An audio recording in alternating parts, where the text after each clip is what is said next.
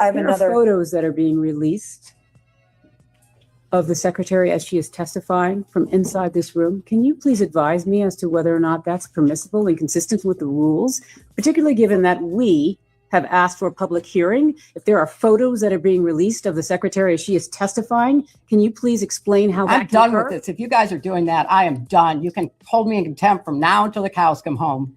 This is just typical behavior. We will go off the record.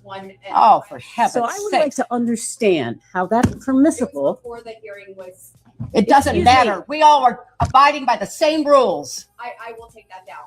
Yeah, So I would like to take a break at this moment. Yeah, I'd like to have I'm a done conversation. for now. Excuse me, can I interrupt? Somebody sitting in the White House who's leading us down a shithole. I can't personally understand how a convicted felon, 34 felonious, is that word?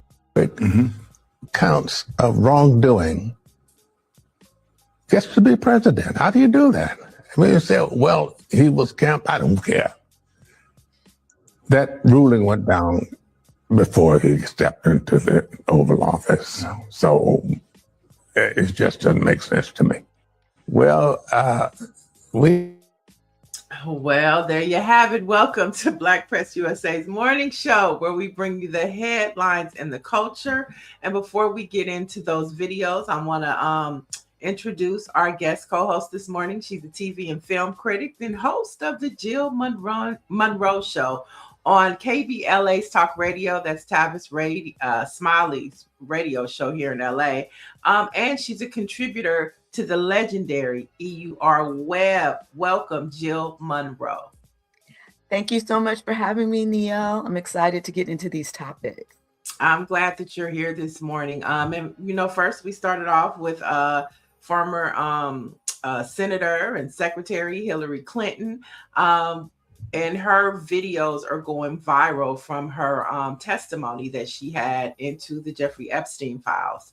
And she was not holding back, and she was going toe to toe. What were first of all, did you see some of those clips? I saw a few of them floating around. I mean, she really came for them. She was tired of it. And to a degree, I have to agree with her, because where are the others?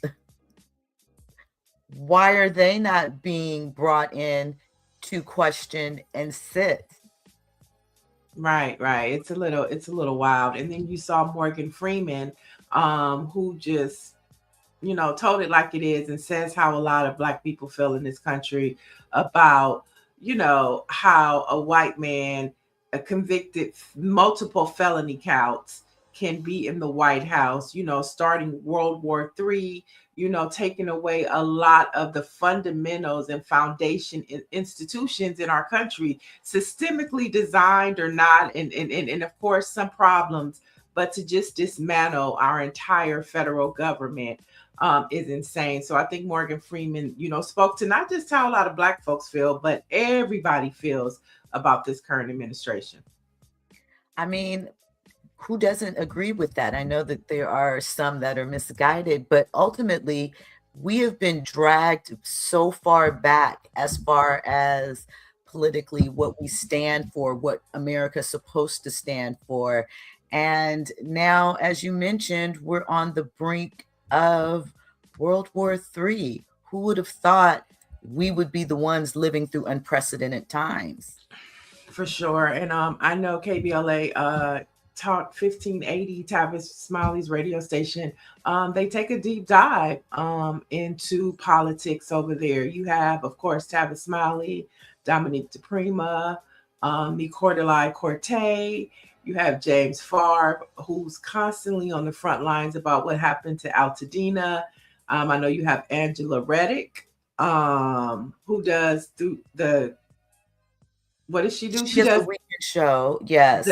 Legal Lens, right? Legal Lens, yes. Mm-hmm. And there's Jesse Jackson Jr., who also has a show, Afternoons. And You know, they really take a look at the issues, have people on and talk about them in a real way and how it impacts us. Yeah, I love it. And then they lighten it up with your show, which Yes. gives us more pop culture. And of course, Zoe Williams, who does more of relationships and Relationship and healing and inner. and that Zoe stuff. Yeah. So yeah, you guys check them out, KBLA. And we'll get more into your show. But the chat is always involved in our conversation. So you definitely want to check in and tap in over there as well. So Orangey, of course, is reminding folks that today is a huge voter day in our nation. And we're going to get into that a little more. But he's saying get out the vote. Trixie is saying good morning. Southbound is checking in. JSU in the building. We love our HBCUs. Mike V is saying grand rising to myself and you and Greer, and Michelle Madison is tapping into, and then there's a lot of others who kind of just sit back and chime in when they hear something that sparks their emotion. So good morning, everybody. And we always start with the morning poll.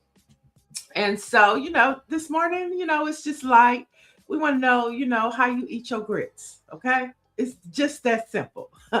So when it comes to the ultimate Southern breakfast table staple, where do you guys stand on the grits debate? It's early. Some of y'all might already be stirring the grits, but is it A, team sugar? Is it B, team salt and pepper? Team C, cheese? Or team D, the new style with shrimp? So how y'all eating y'all grits? How about you? We'll start with you, Jill. So I'm team D? No, E, all of the above. Oh, like I can do a little sugar occasionally. It's not my preferred style, but I've had it and it's been tasty for me. I'm, for the most part, salt and pepper, a little sprinkle of cheese, but shrimp and grits is good. Mm-hmm. So I'm all of the above depending upon the day.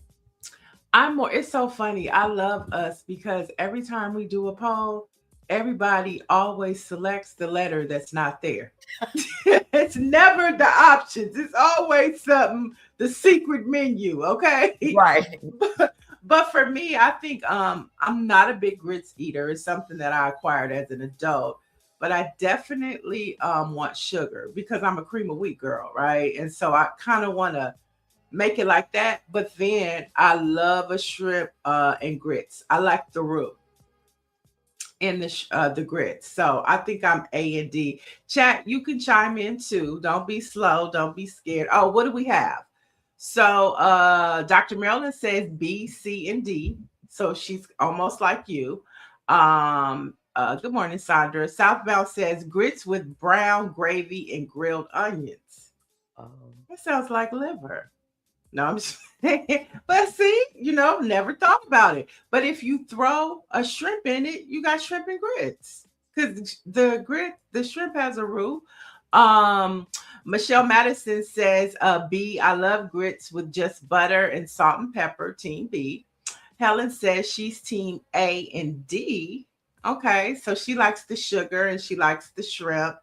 And Mike V says Nielle like her cream of wheat with lumps. No, I have perfected my cream of wheat to where there are no more lumps. And it's just, I had some yesterday. And Aquarius says salt. So yeah, keep chiming in and tell us how you like your grits as we get into the grit of the news that's impacting and uplifting Black Americans. So our top story this morning, we start in New York, where Mayor Zohran Mamdani is apologizing and setting the record straight.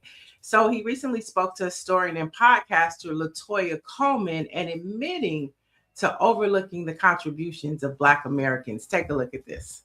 Sometimes we hear people say this is a city built by immigrants, but how do we also include enslaved people, indigenous people who have built the foundation of America in New York City as well?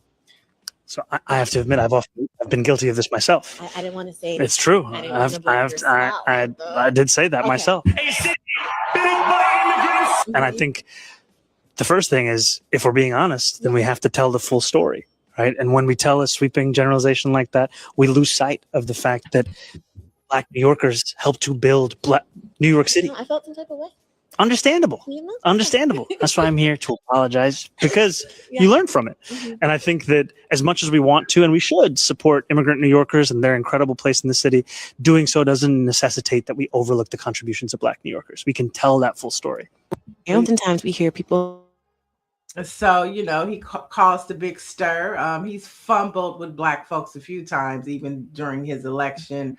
But I mean, is he learning as he goes, or is this, a mixed apology? I'm going to give him grace and say there's room for him to learn as he grows. But I think it is a continued pattern overall in America in general to overlook the what Black Americans enslaved and currently have done for the infrastructure of America. We were there. It's on the backs of our labor that a lot of people were allowed to build their wealth, their business structure, their foundation, and that often gets bypassed as just a part of the mix. Mm-hmm. So it's not surprising in that aspect, but we were 20% of colonial New Yorkers at the time when this nation was created. And I think in New York, the Black population is still somewhere close to that number. So the oversight seems kind of crazy because these are your constituents. Right. Greer, our producer, says we are all immigrants up in this joint. Orangey says hell of a lot of Black New Yorkers will say their ancestors weren't enslaved. Some are calling him a socialist. But I think you brought up some really good points. And for some reason that, most people, this country was established, Indians were here, Black and white. It's Black and white, and most of this country was built on the backs of Black slaves, right? And Black folks. And we do have no matter what the nationality is, always seem to get overlooked, or like our contributions are not as valid as what they know today. And it's just sad. So my pastor sometimes says some people are innocently ignorant. And maybe that was just an innocently ignorant moment for Mandami, but he heard his constituents and he responded. Southbound says he never wanted to admit it anyway. His back was against the wall. He's the same old. So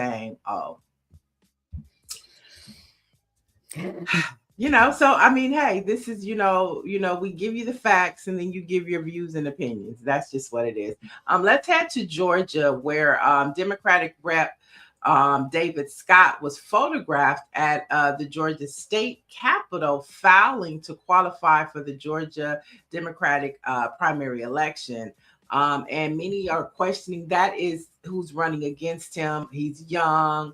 But David Scott is in a wheelchair and he's like in his 80s. And so he was fouling, and a lot of the people in Georgia are like, it's time for him to sit down. And last fall, when he was first seen in a wheelchair entering the Capitol, he yelled at a photographer and called them a son of a bitch. And that's according to the Atlanta Journal-Constitution, okay? That, I got it from there. I just want you to know, I'm not pulling this out. It got it from the Atlanta Journal-Constitution. Called the photographer a son of a bitch because they were recording him in a wheelchair. But it goes back to that conversation. Is it time for some of these elected officials, 75 and above, to pass the baton? I mean, I think so. I think that at a certain point, your legacy also depends on your tree, who you have brought up behind you and positioned to continue the fight. You can't do it forever. And there needs to be a generation behind you that can take up that cause. And you need to make room for that. Maybe be there as an advisory. Plus, at this stage, obviously, we don't know what, not going to speculate, but there's something happening health-wise.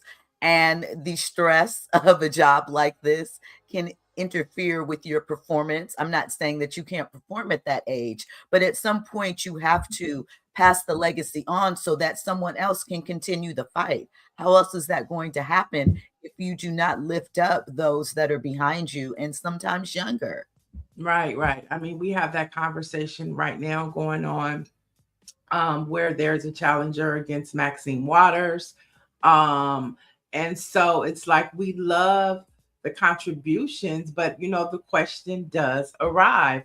Sandra Brown Jones says, heck yeah, there should be term limits. And I think when we talk term limits, I mean, especially with the Supreme Court.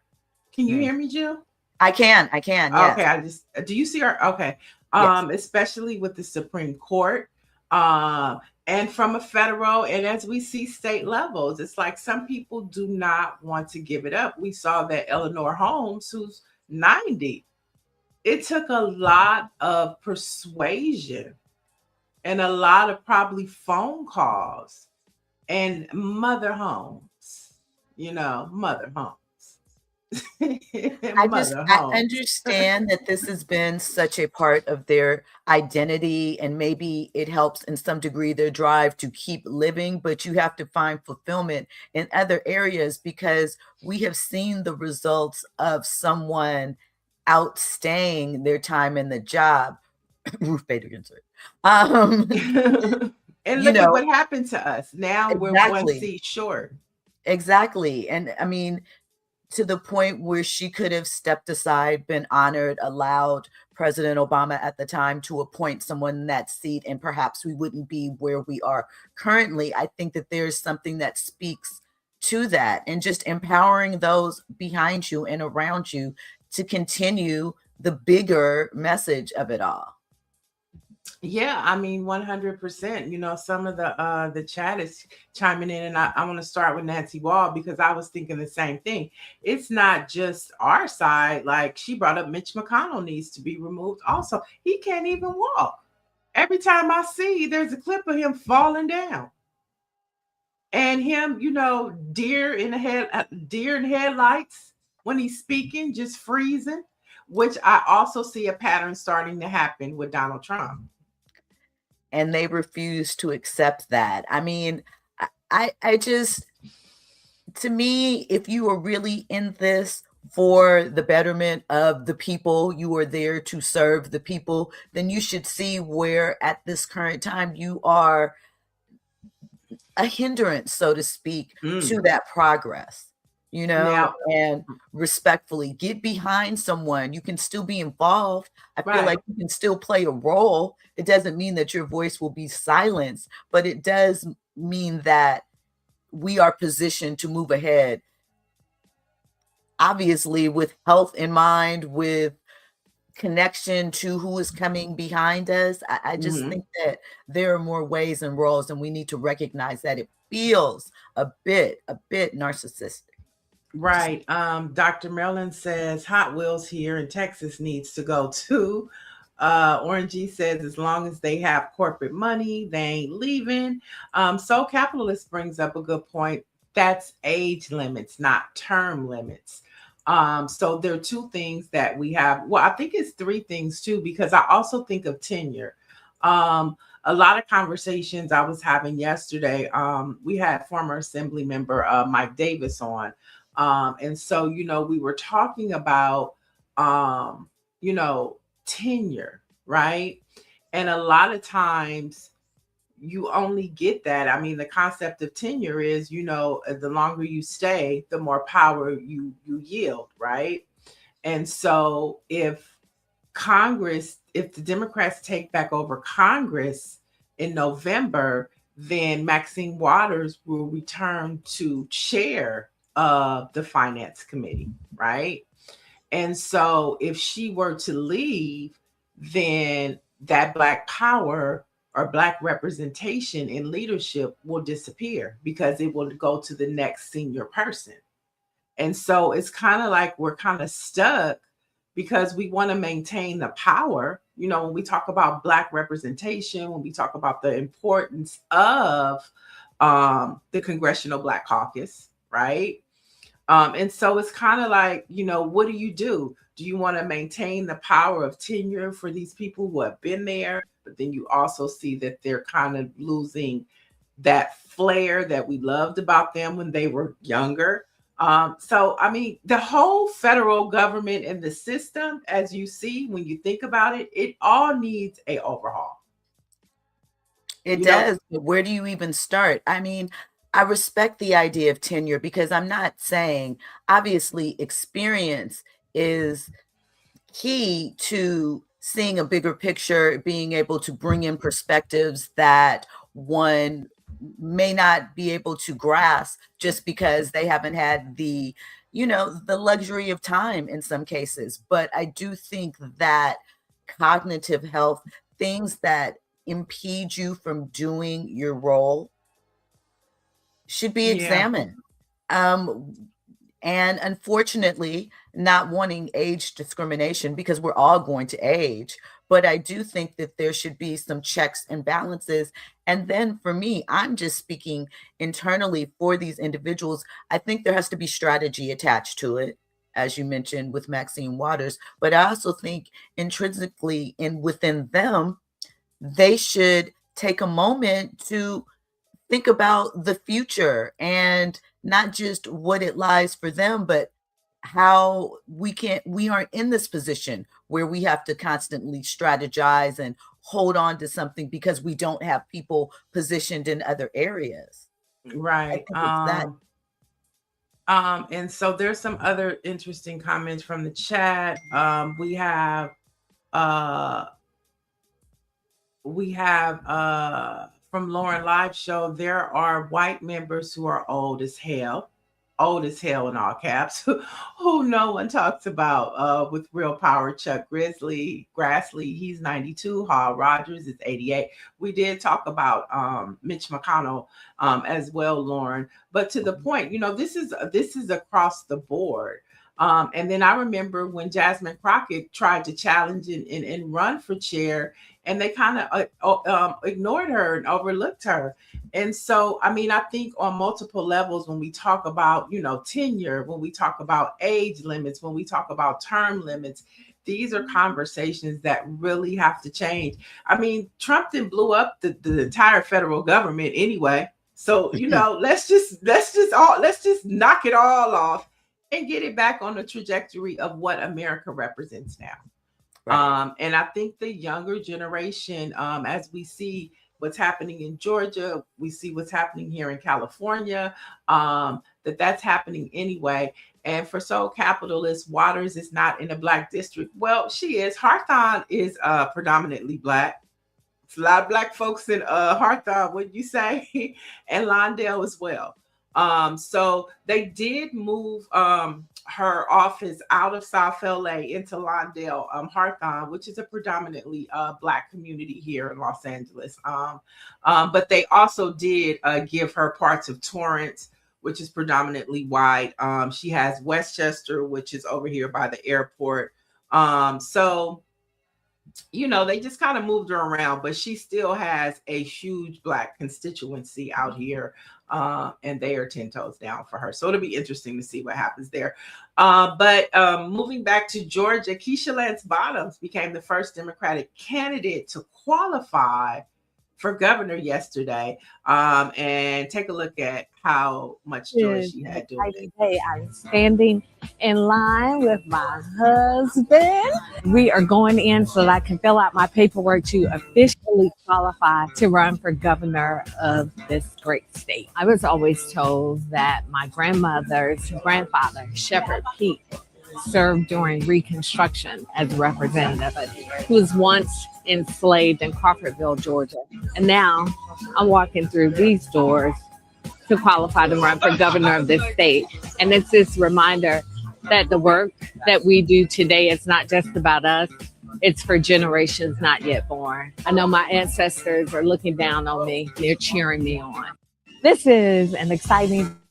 So, I mean, I thought that as a Black woman, seeing her, her lead Atlanta, that I thought that was like, we're still thriving. We're still on the front line. When people say, where are Black people? They running for office. They're out there. They're making a difference. They're contributing. I hope that people show up and support her as much as they did in her run for mayor, and that they can continue to lift her up. It can only serve to be an example, no matter what the outcome is. Of course, I'm hoping that she'll win.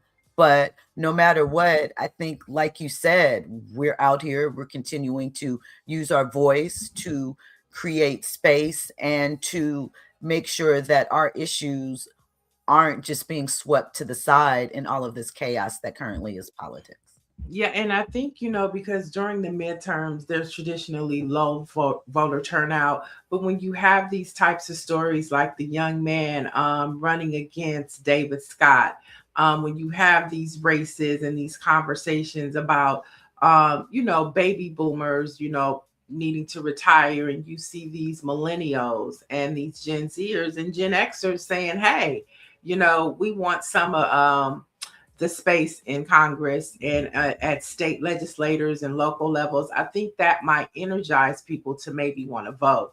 And speaking of voting, midterm primaries are today in Texas, North Carolina, and Arkansas, all red states, but all with a lot of Black candidates that have energized campaigns.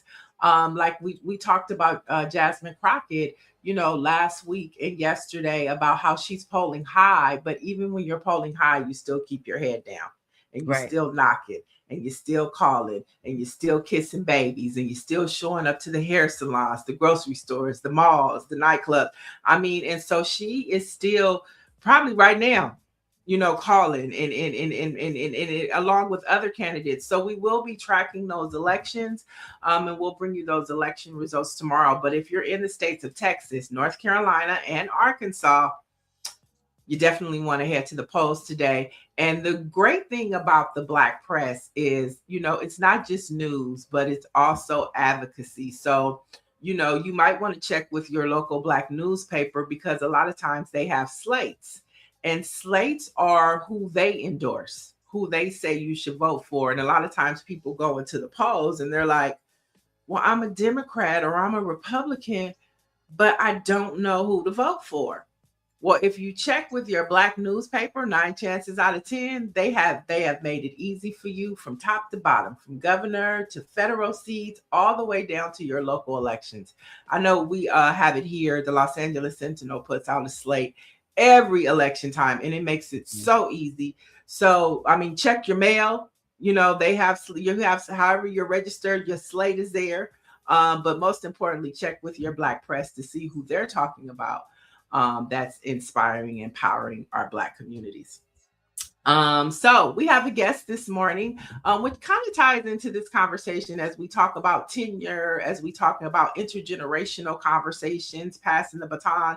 Our guest is the author of Aging While Black, a radical reimagining of aging and race in America. Welcome, Raymond A. Jetson. Good morning, greetings, and thank you so much for the opportunity to be here. Honored to have you. And so talk to us and tell us a little bit about Aging While Black. Well, it's interesting, the connection between the conversation that you were just having, which I heard on so many levels. First of all, as a former elected official, I served almost 4 terms in the Louisiana House of Representatives. I stepped aside. I think it's important to note that there's a fine line between being there long enough to figure out how to get things done and being there too long to become part of the status quo. And that requires a significant degree of self-awareness and a genuine interest in serving people rather than self in order to recognize that. I would also caution two things. One, we have to be very careful that we don't put these artificial lines that are driven by a number on somebody's birth certificate that does not reflect their level of competence or cognizance or ability to function in that moment. The other thing I would say, particularly as Black people, this whole notion of Sankofa, you will recognize the bird is on the cover of the book. I believe that it is a critical governing principle for us. We have to make benevolent use of the past. We have to be able to understand what is of value in our past to shape our present and our future. But those of us who are able to dig into our past need to recognize that it's not about glorifying the past or those from the past, but to shape the present and the future. And so in the book, one of the things that I talk about is this notion of reciprocal wisdom sharing. How do we create these frameworks where the wisdom of the elders and the brilliance of younger generations are connected to create stronger families, stronger communities, stronger neighborhoods, stronger institutions? I have always valued intergenerational relationships. My partner at Aging While Black is an absolutely brilliant millennial Black woman, and I learn as much from her as she could possibly learn from me. And the last thing that I will say is I founded a social enterprise called Metromorphosis, focused on inner city neighborhoods, and I recently stepped away in the end of December of last year. But I was practicing intergenerational relationship with another millennial. And I wrote a piece that was in the Chronicle of Philanthropy entitled Moving Over But Not Out. We have to figure out how those of us who've been around for a while, I am in my 43rd year of public life. We have to figure out how we get out of the way so that the brilliance that's following us has space to grow, but that we are also close enough to contribute and to be a resource for that brilliance. You brought up benevolent use of the past, and I wasn't the only one. Somebody else in the chat brought that up. That struck out to me. And when you talk about benevolent use of the past, and we look at what our nation is doing to the erasure of the Black history of our past, how, under this Trump administration, how do we balance that of maintaining a benevolent use of our past when they're trying and passing it down to another generation when they are constantly erasing it? So two things. First of all, we have to have this memory check to remind ourselves that America in general has never valued our existence, our who we are, our culture, our contributions, while undeniable, are always devalued. And so we can't be shocked that is happening, but we have to resist and reject the notion that the very instruments of government are being utilized to dismantle it. And so we have to protect what it is that is about us to protect. I loved your comment earlier about things being torn down in this federal infrastructure. And we have to balance that tension between the reality that, well, it wasn't really quite working well for us in the first place. And so we don't need to rush to put out the fire that's burning down something that did not serve us well. We might want to spend time with the architects figuring out what we're going to design when this thing crumbles, while also saving the critical parts that protect the most vulnerable among us. We have to push back legally. We have to push back with the institutions and structures that we do have, but we also have to begin to build what's forward. These folks are going to do what they are going to do. And there doesn't appear to be any real roadblocks in the way to disrupt it. And so when we go back to this question of benevolent use of the past, two things can be true. Number one, this isn't the first time we've seen this. That's true. But secondly, the tools we used to deal with it before aren't going to get it done now. And that's where these generations connecting are important. You know, the silent generation that remains among us who lived through Jim Crow, the older baby boomers who were on the tip of the spear for the civil rights movement. They've seen vicious racism and violence perpetrated on Black bodies up close and personal.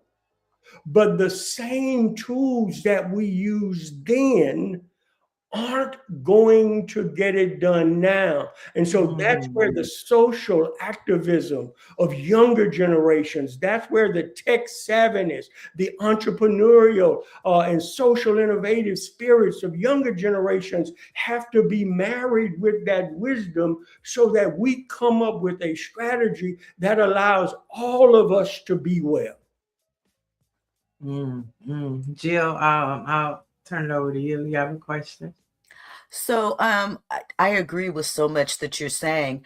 How do those conversations work with both sides, talking to our elders about reaching out and connecting with millennials and utilizing social, as well as convincing Gen Z that there is purpose and value in taking community with those that are older than you, maybe significantly older than you, to move ahead? Thank you for the question. So Aging While Black, the movement, which the book was actually written to articulate in greater depth than keynote addresses or podcasts or other elements. The book, Aging While Black, is built upon three pillars. The first is recalibrate the village.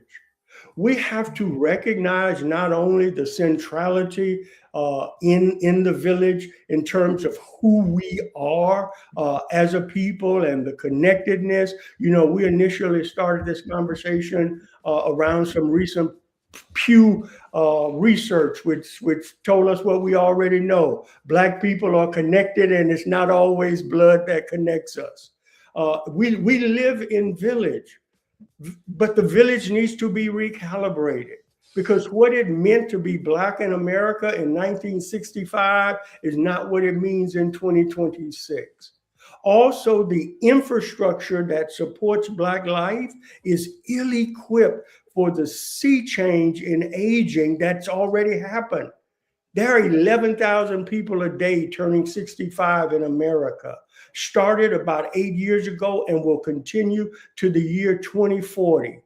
The number of Black people over the age of 65 will triple within the next 20 years.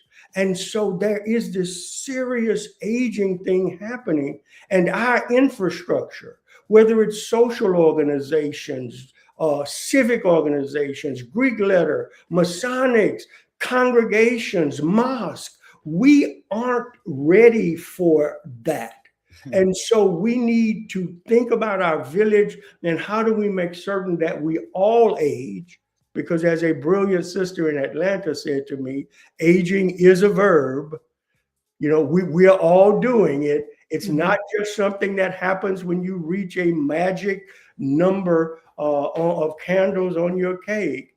And so how do we begin to reconnect as a village and recognize not only the external challenges, but the internal realities are shaping us? The second pillar of Aging While Black is embracing innovation and rapid change. And I think here is a critical platform for connecting generations. But it requires moving beyond the obligatory, you know, let me teach you how to operate a phone or iPad thing, you know, which is why in the book, you know, I dismissed the term digital literacy. Literacy suggests a certain deficit is in place. I prefer the term digital empowerment. And so how do we empower older adults to make the most of technology for their well-being, to manage their life, to connect with their families, to battle social isolation? And I think that that's a point of connection. And then the last pillar is leaning into Sankofa. And so how do we make this wisdom available, but in a way that connects with the brilliance of younger generations? And I write in the book that we got to learn how to talk to one another again. We have to work through the discomfort of restarting these intergenerational conversations. I just recently celebrated my 70th birthday. And I grew up next door to my great-grandmother and great-grandfather. You know, and some of my childhood memories are deeply rooted in 4 and 5 generations of my family, all together, having conversations, doing things, arguing, planning, strategizing on how we were going to be well. We got to rediscover that.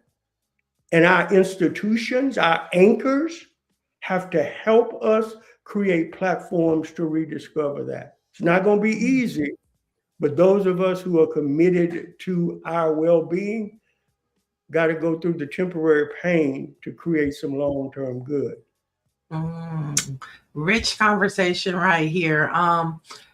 First, happy birthday, happy belated birthday. And then you talked about recognizing the village, and one of the cornerstones is our village is the Black church. Yes. And you said a lot of things that, kind of, how do we get to where we're trying to go? And the Black church was the cornerstone of that. But then I also heard you say we can't do things like we did yesterday. We have to do things to where we are today. So with all that being said, what do you see is the role of the Black church today? So I would argue, and talk about points of connection here. I also served for 23 years as a pastor of a congregation that I grew up in, and had a wonderful experience. When I was elected pastor, our first church growth was a negative 150. We had a congregation of 300 people, and 150 of them left. But 23 years later, we were at about 2,500 people, having significant impact on the community. And the last part of that is what is important. I don't believe that the internally focused, self-serving practice of faith is going to meet the need in this moment.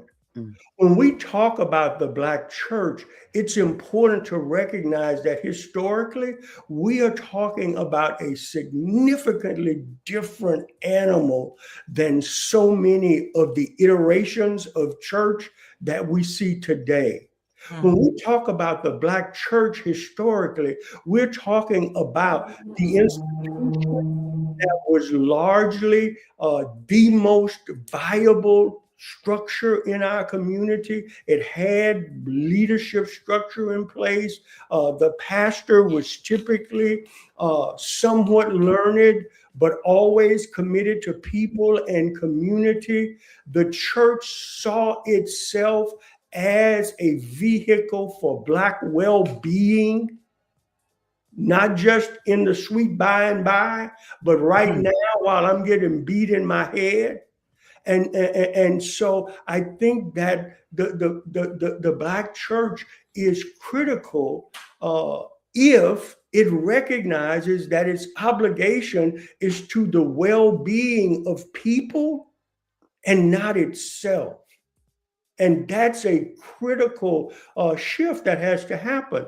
And to intersect this with the Black aging conversation, the one demographic that has not left organized religion are older Black adults, especially older Black women.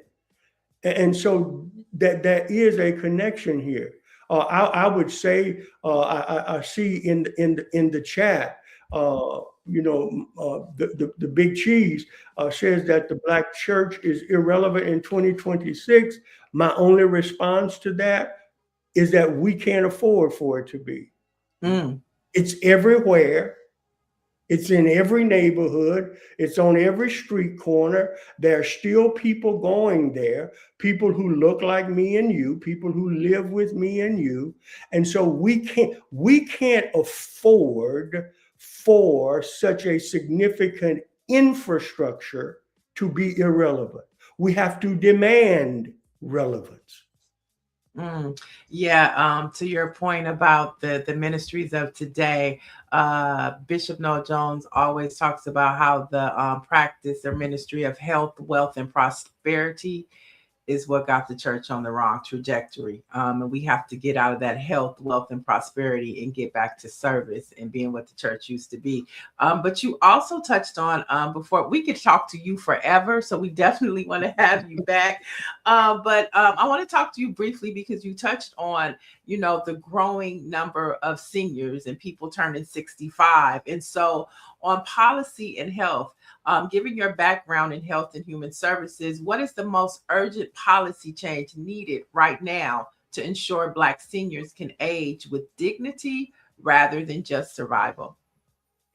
So I think it is a combination of recognizing the critical role that we as Black people share in our aging and our well-being. One of the concepts that I write about at the end of the book is what we have described as collective longevity. And it is this recognition that we are all aging and that it's not about this older generation that's out there somewhere, but it is how do we capitalize on the gifts, talents, abilities, and experiences and passions of every generation?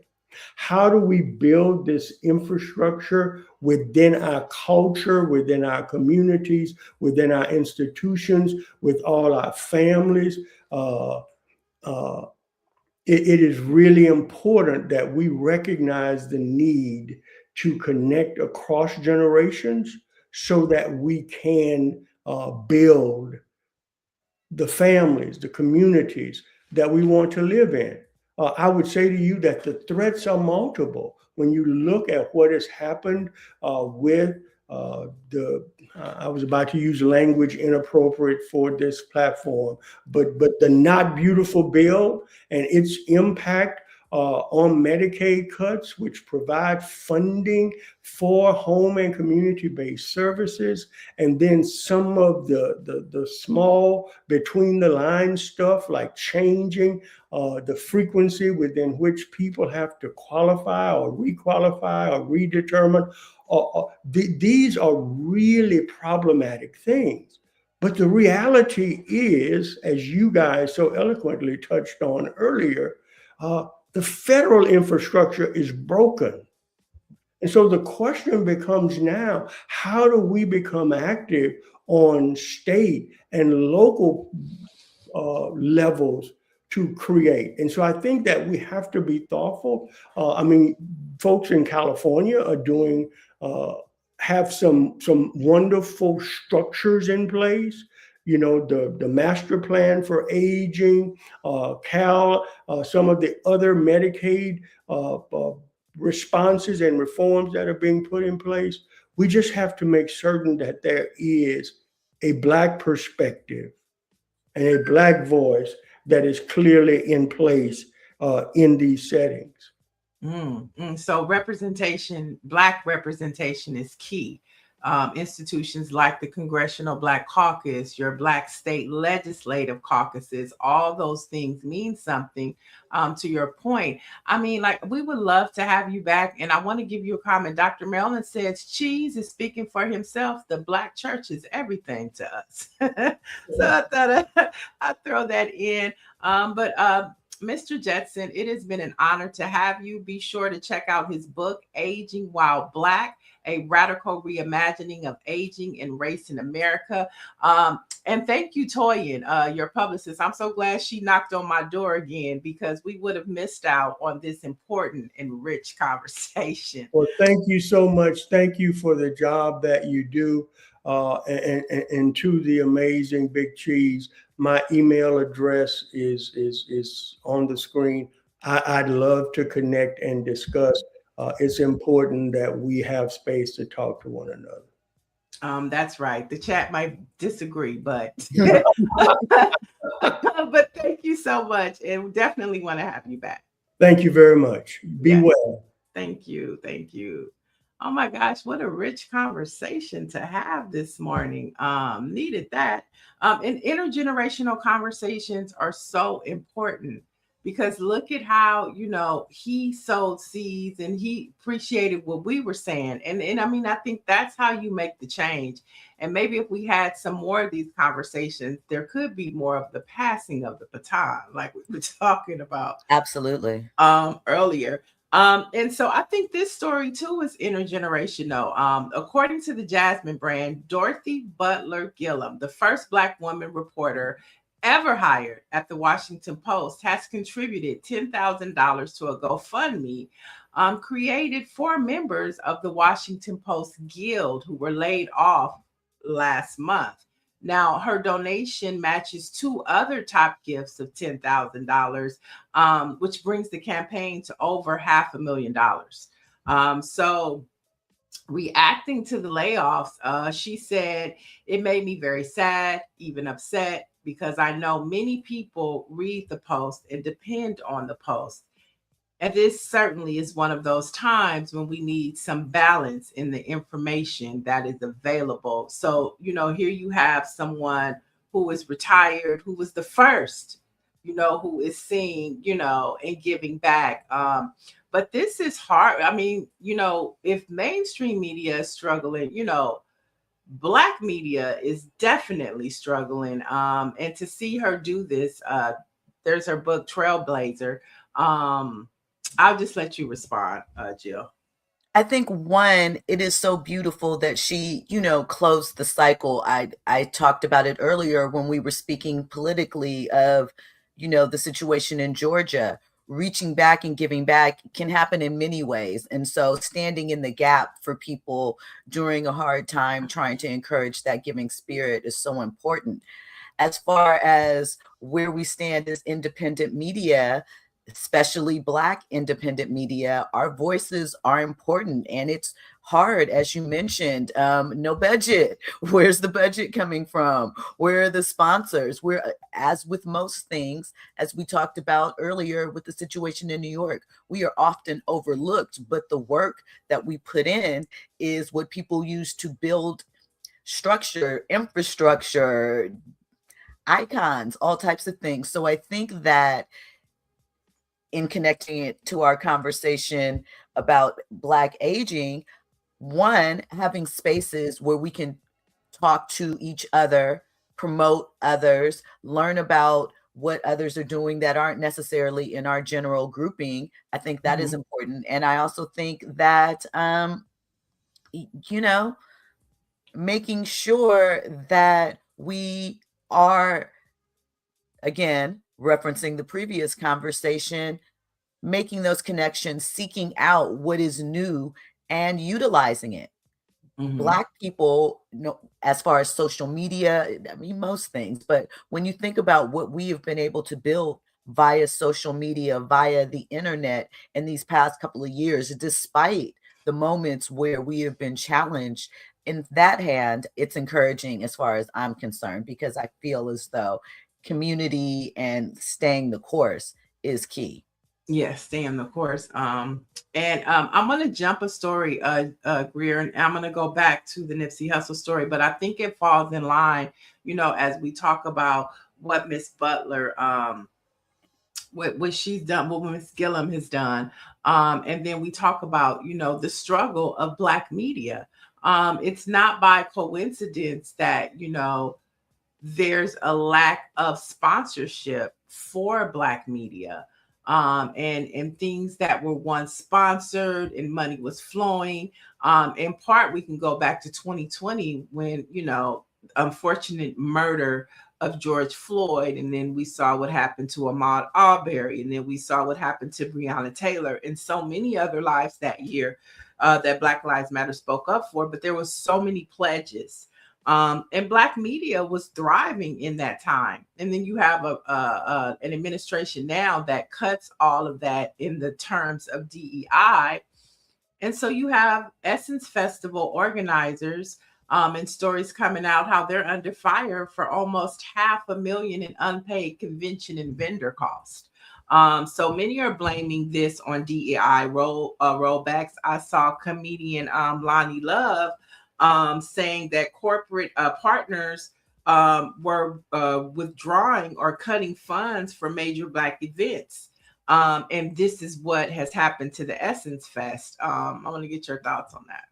Well, I think that there's a couple of things there. There was a lot of controversy and conversation, as I'm sure you recall, last summer following that version of Essence Fest, where there were questions of what the focus of Essence was and Essence Fest as a whole. Was it still for Black Americans? There was that whole conversation. Obviously, the DEI portion is huge because we see how this current president is very vindictive when things are happening that he doesn't like and how he reacts. So it's caused several shifts and moves. But to that, much like there was complaints about Target being the title sponsor last summer, these corporations typically lock up for years. So it's interesting. They're all coming up now. Is there a kill fee as far as them pulling out? And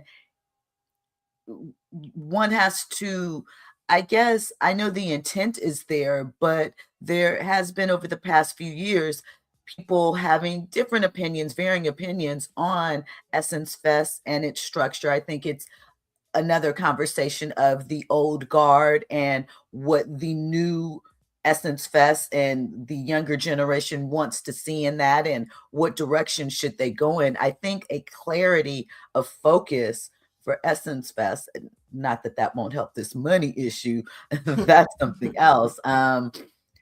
Just prayers, because it would be really sad. I noticed that there haven't been any groups announced yet. There hasn't been any discussion on what is actually happening this summer. They're accepting deposits, but usually we would have an announcement by now of headliners. So I do wonder what ultimately will be taking place. That's a great point. I know Kenny Burns, he did this whole thing, I think it was last week or week before last, and he announced that Essence Fest would be returning. But to your point, now you would see the lineups. I know another conversation that I remember seeing last year was the aunties versus this new generation. And I went to the first, I haven't been back, but I went to the first Essence Fest. Mary J. Blige was there. We was at Whispers in New Orleans. Okay. I don't even think Whispers is still there anymore, but that was like our thing, like Gen X, right? And so you have these other generations coming in with a different type of mindset.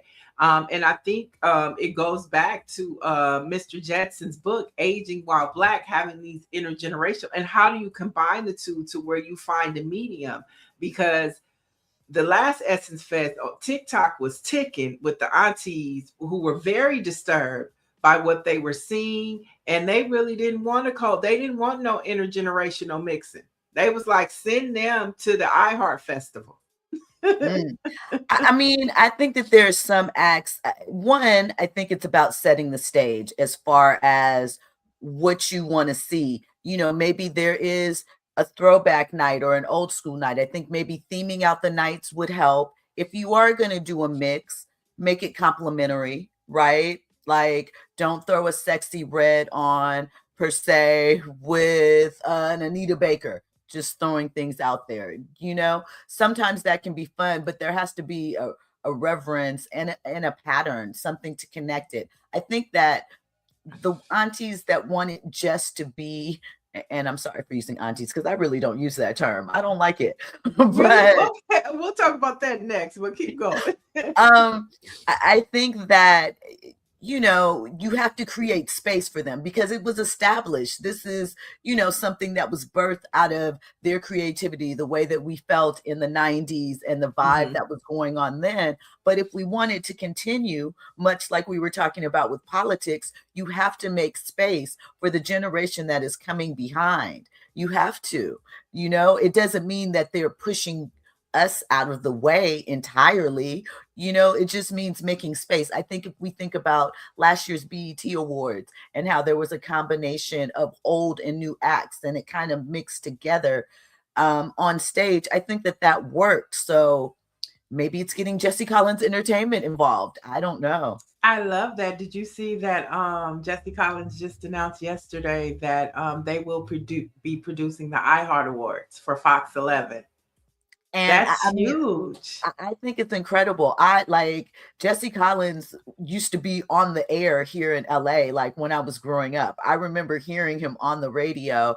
And just to see what he's managed to create and continues to, and showing up for us in that way in all ventures, not just Black focused things, but, you know, other categories, I think is incredible and amazing. And maybe he could help out Essence Fest. Right. Okay. So we'll keep tracking this Essence Fest as they continue. I know we had some comments. Orange G said the new generation doesn't spend dollars like the aunties. And then he says, Neo, that club was my old stomping ground. And so, yeah, Whispers used to be the hit.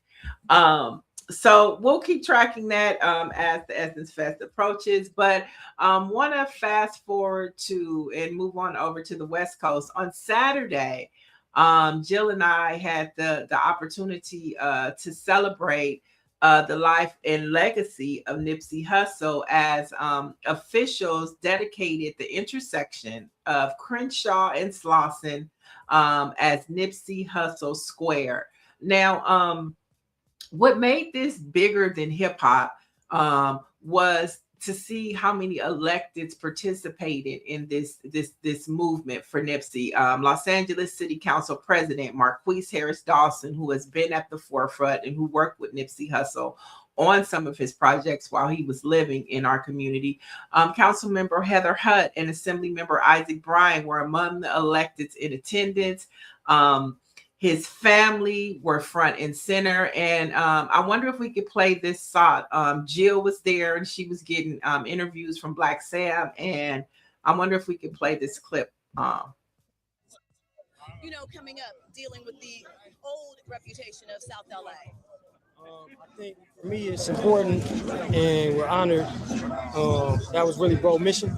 He wanted to make sure that, you know, when you're young and trying to get some money, I think that's the first thing. You just want to get yourself established, but Hussle always wanted to do more. He felt he had a bigger purpose, and his whole thing was to inspire specifically the youth and start from the area where he came from. So it's just an honor to be able to name this section Nipsey Hussle Square. And I think even his quote being up there, the highest human act is to inspire, I think this is just, it's fitting and it's very appreciative. And hopefully it does inspire. It does. You also helped kick off an economic boom where people wanted self-empowerment and to do for themselves. Can you tell me a little bit about how that means as a man to inspire many men, many children that come along economically to take back their power? Yeah, I think for us, man, once again, when we're young, you're just looking for role models. You're looking for opportunity, especially financially, when you're coming from situations where you may not have much. So anything that's outside of the box, that's not crime, that's not going to end you up in jail, I think is a plus. And that was one thing Hussle wanted to always do, educate and pass down the education. And that's why he really bigged up technology and being on top of new technology and teaching the kids technology young. And that's something that we want to make sure that once we get this location open, we be the forefront of that. Great job, Jill.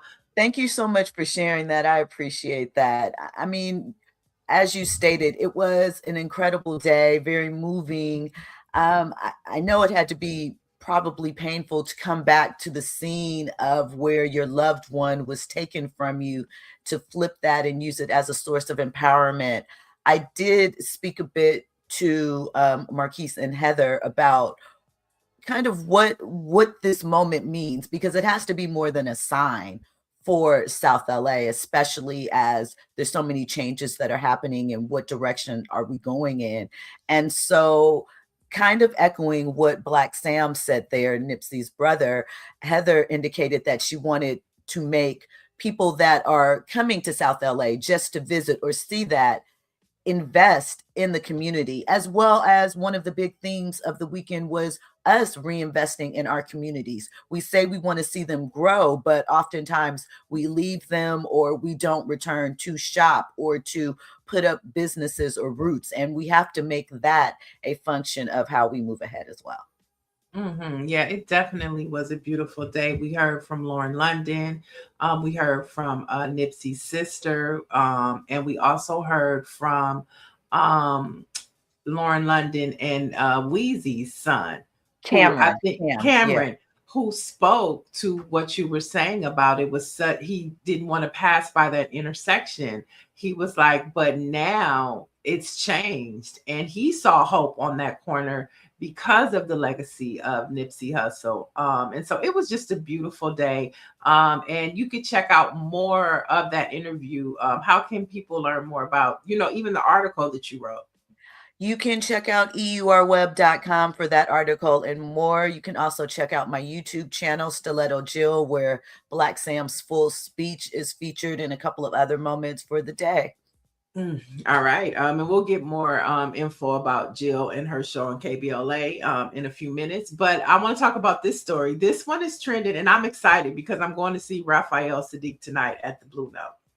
And so I'm excited about that. But this story, the reason why I'm saying this, Chad, is about Raphael Sadiq and him sharing his perspective of the origins of the term neo soul, which was something that was coined in the 90s by Motown Records, when you had D'Angelo, you had Erykah Badu. So in a post, Raphael Sadiq wrote, himself, D'Angelo, and Maxwell are not neo soul artists. Sorry, but that's the truth. Neo soul was a term created by one Black executive purely as shorthand.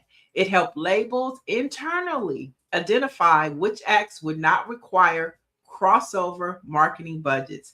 Those funds were reserved for the pop boy bands. Now, him saying this, there was only one executive that coined this term, and that was Kedar Massenberg. So was he taking shots? I think so, a little bit. I think Kedar did create the phrase. He's copyrighted it. He created it to help him market Erykah Badu, but I think that it was a necessary category at that time to help define this space of R&B that wasn't what R&B was popular wise at that time. If you think about it, we were coming off of the New Jack Swing era, and there were lots of groups. It was a younger time for R&B. And it was Uptown. It was Uptown. Andre Harrell, Diddy, Mary, and all of that. Yeah, that was what was running R&B. Lots of groups: Shy, Boyz II Men, Jodeci. Silk, all of these intro. Exactly. And so I think when you had someone like Erykah Badu, whose sounded like nothing that was dropping in 97 or 98 when she first launched, yes, it was a marketing thing, but then under that funnel, acts like India Arie, I mean, there's so many groups that came in that were kind of this alternative R&B. Now, maybe Raphael feels that it boxed him in. I actually worked with D'Angelo. I worked at Virgin Records on his last album. I have the platinum plaque for that. Jill Scott as well. But I think that the feeling at that time, it was something else, and it created a vibe. It separated it from R&B. Now, you can say it was looked at as to not give crossover budget, but let's be honest. Were they giving a lot of crossover budget to those R&B acts anyway at that time? I can answer that.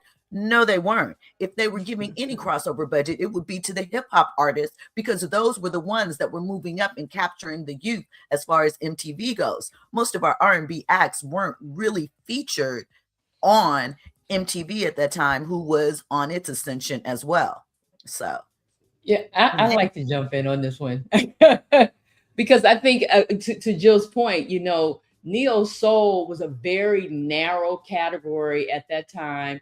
And you know, I mean, basically you had to be Black, right? And in urban communities and all a part of the poetry community, like it was a community. It was not this major, you know, mainstream. It may have felt like that to us because we were surrounded. That was the microcosm we were living in, right? And so I think that, you know, oftentimes we look back and reflect on these moments, and we see somebody like Erykah Badu who, you know, who came from that, but she ascended, you know, that the so-called neo soul, and you know, and Raphael, in a sense, you know, he was back then. Even he was an OG. You know, when you think about it, right? He was the OG. You know, and that and still is, right? And so I hip hop operated totally took over that market in terms of money. That's where the money was going. You know, neo soul was a very slim and marginal, you know, community. I think people, you know, when we reflect on it, we've hyped it up more than what it was. Yeah, for sure.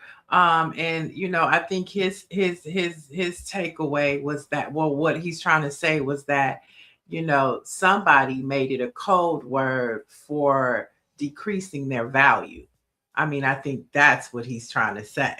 I disagree with him on that, because as stated, the R&B budgets were losing that crossover money because they weren't on MTV. They weren't on TRL, not because there was this created category that automatically devalued them.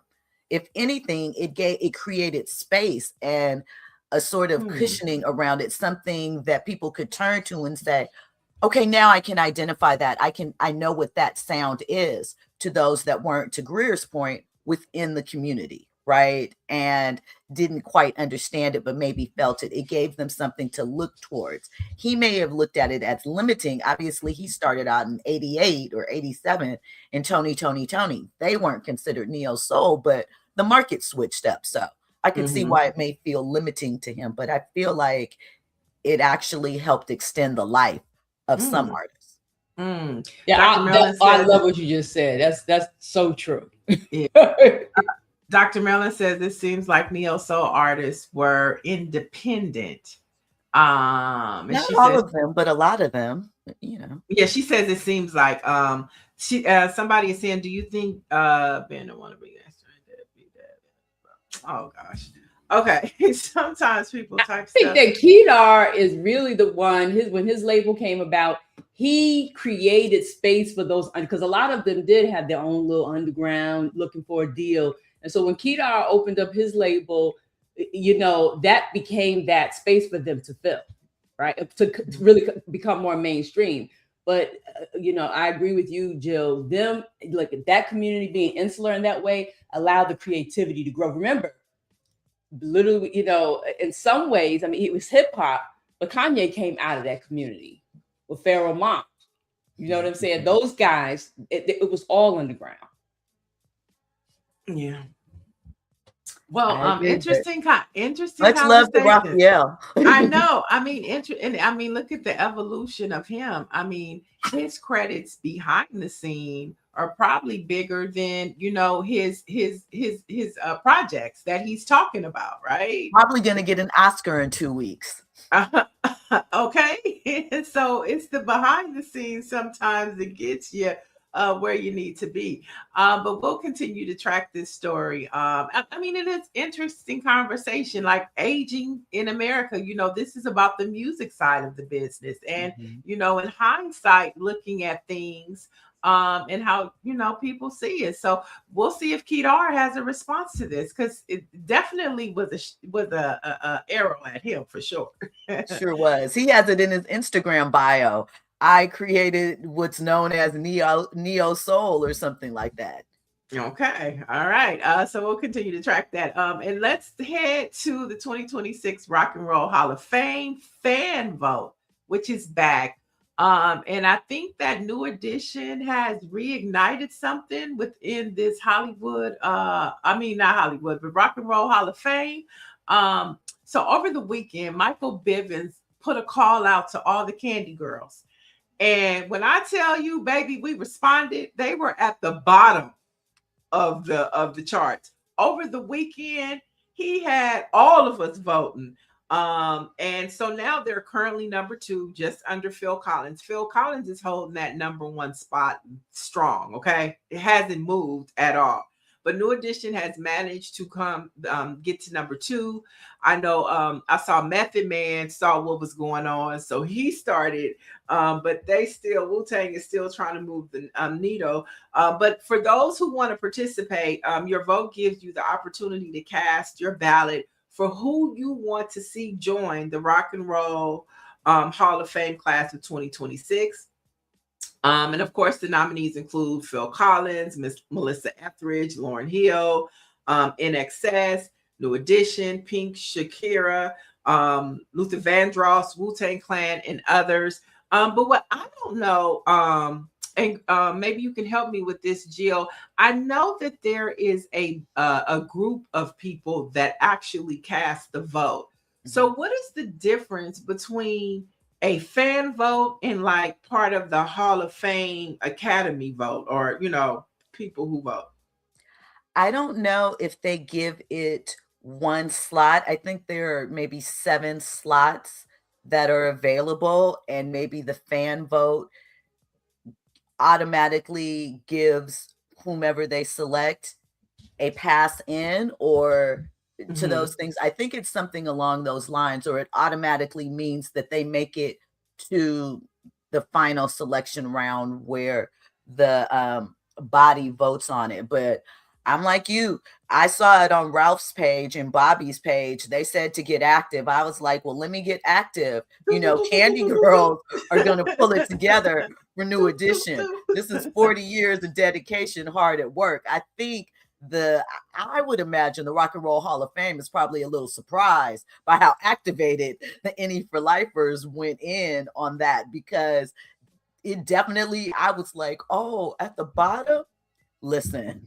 It made all the difference in the world. And you can vote every day up until April 3rd. And what I also loved about it is you can vote for other people as well. You can vote for 7 people. So, you know, in addition to New Edition, you know, I was able to vote for Luther Vandross, Sade, Lauryn Hill, Mariah Carey, Wu-Tang Clan, and I voted for Phil Collins, because, I mean, the 80s was a time where there were no color lines in music. Let me tell like you, a Bon Jovi.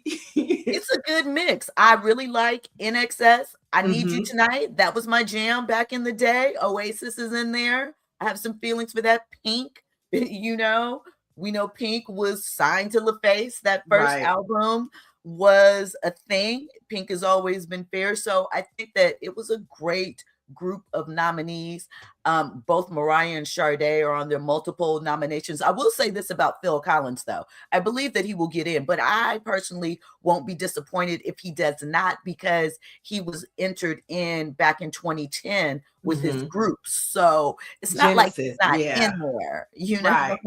That's true. That's true. But I think too, you know, on the flip side, him being number 1 and has not budged, he's the only one. I think that as people are voting for New Edition, we voting for him too. Has to be, because I mean, come on, In the Air Tonight, that is from the 80s. From the 80s, Miami Vice, you know. So you guys can vote. All you have to do is go to vote.rockhall.com. So that's vote.rockhall.com, and you can go vote for your favorite nominees. Last story of the day before we get into Black Facts. Did you catch the total lunar eclipse last night? I didn't catch it. I knew it was happening. I was I actually know. up getting ready for this, but I didn't look outside to see it. Did I you know. watch? I did not catch it. I wanted to, but I got confused because it said Tuesday night, but it was actually last night instead of like Tuesday night. And so when I just didn't feel like going outside. But if you caught the solar and lunar eclipse, let us know in the chat. And basically, the lunar eclipse happens due to a precise alignment of the sun, moon, and earth. The so-called blood moon looks red because of the stray bites of sunlight filtering through the Earth's atmosphere. And so there'll be another one in 2028, I believe. So I'll try to catch it then. But I do believe, like, when those types of things happen, I'm a spiritual person. I'm a Christian, but I'm also a spirit. And to me, all of those things matter when things like that happen. So I did think about it. I mean, it has to be a change energetically. A lot is going on. So hopefully it's a positive change that it's enacting. Right. For sure. Yes. And so today, for Women's History Month, I want to take you to the year for Black Facts, to the year of 1973, where Grammy success happened at the 15th Annual Grammy Awards. Aretha Franklin won Best R&B Vocal Performance Female for Young, Gifted, and Black. And Roberta Flack won Record of the Year and Song of the Year for The First Time Ever I Saw Your Face. So those are your Black History facts. There's, Mother Aretha, who never went anywhere without her purse. And of course, Roberta Flack, for the first time ever I saw your face. And before we let you go, any thoughts about the NAACP awards, the SAG awards, and looking at the Academy Awards? What's your take on Michael B. Jordan? So, I mean, I think it is interesting. The Actors Award is voted for by his actual peers. So that is very interesting to me. It's not like it's critics. So they loved his performance. It's been Timothy Chalamet, others. I feel like the Oscars is more traditional, but Sinners has proved to be a force. And we will have to see what it comes up with. I think that it's 16 nominations. I definitely feel that it will take some of the technical awards, cinematography, best screenplay, costume design, things of that nature. But I'm curious to see what this looks like as far as those big ones. The Image Awards, that's us and excellence, showing up and showing out. We always appreciate that. And I just appreciated the cast, especially Delroy and Michael, being loved on and supported after having to endure that, embarrassment at BAFTA, and just showing support for us and our story. Well, there you have it. You heard it from Jill Munroe, TV and film critic and host of the Jill Munroe Show on KBLA Talk Radio. Tell us when the show is on and how we can listen and watch, and how to keep up with you. So I'm on the air 6 p.m. Monday through Thursday on KBLA Talk 1580. You can listen live on the radio. There's a YouTube stream. I also have a YouTube channel, which you just saw on Fridays at 5 o'clock. I stream on there with my Front Row Live. Check me out. It's a weekly culture check-in and recap. And yeah, Monday through Thursday, KBLA Talk 1580, 6 p.m. Would love to have you back. And thanks for, getting up this early and having this fun conversation. Listen, I appreciate you, Neil. You have, since you were at Fox Soul, always been one to reach out. You highlight issues. You reach out to Black talent. You are not someone that ever overlooks people that are up and coming in various areas. And it is appreciated what you're doing here and your voice. So thank you for thinking of me. I would love to come back. Yeah, I'm doing it on a Friday too, so we can have fun on the field. And you're off on Friday, or maybe I am off on Friday. I am off of KBLA, so I am always here for you. Let me know. I enjoyed it. Thank you to your guests for being so inspiring, and thankful to the chat for Yeah. welcoming me in. I appreciate it. All right, you guys, we'll be back tomorrow with those results from Texas, Arkansas, and the Carolinas. So tap in with us and have a good day. Peace and love.